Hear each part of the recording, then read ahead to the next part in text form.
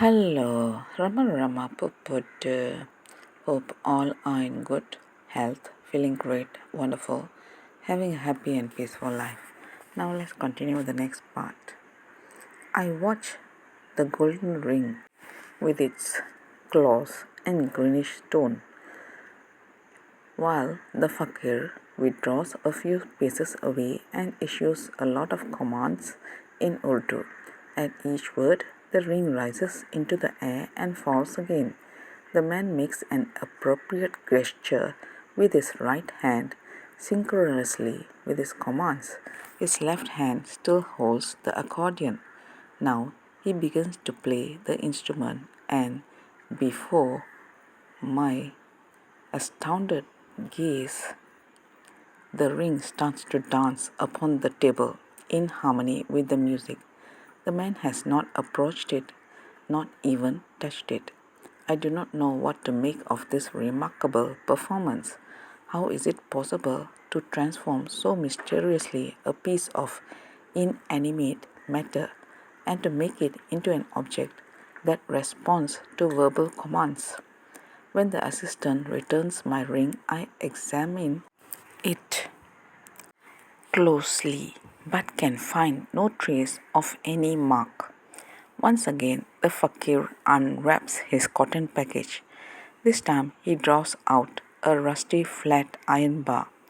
It is about 2.5 inches long and a half inch in width. He is about to place it on the table when I intervene and request the assistant to let me examine it. They raise no objection, and I carefully scrutinize it. There are no threads attached to it. I return it and look over the table, but find nothing suspicious.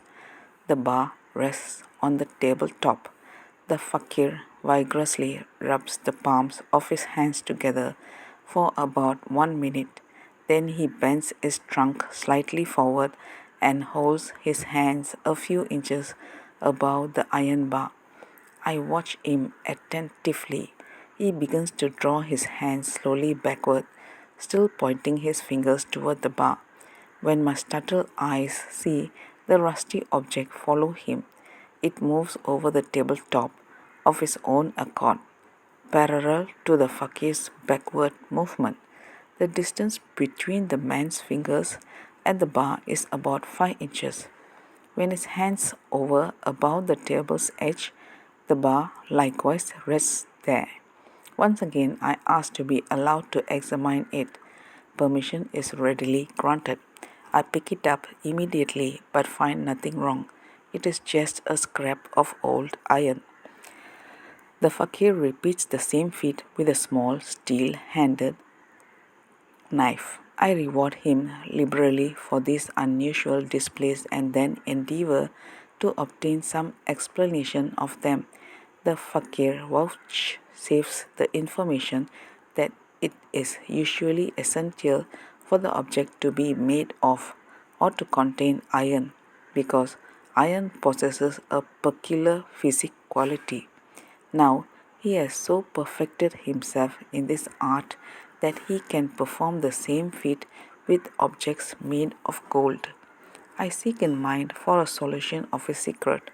Almost at once it occurs to me that a long thin hair, looped at one end, could catch the bar in its loop and yet remain practically invisible. And then I remember my dancing ring, the fact that the fakir's both hands were occupied with the accordion and that he stood several paces away.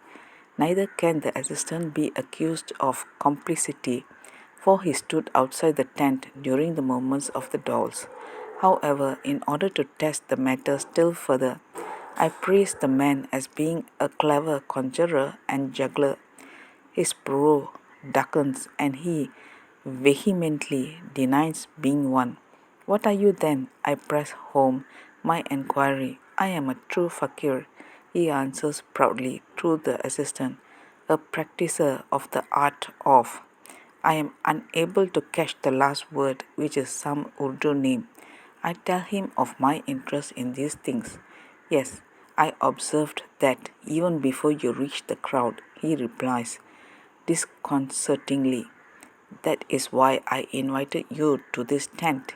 Indeed, yes, do not imagine that I am collecting money through greed.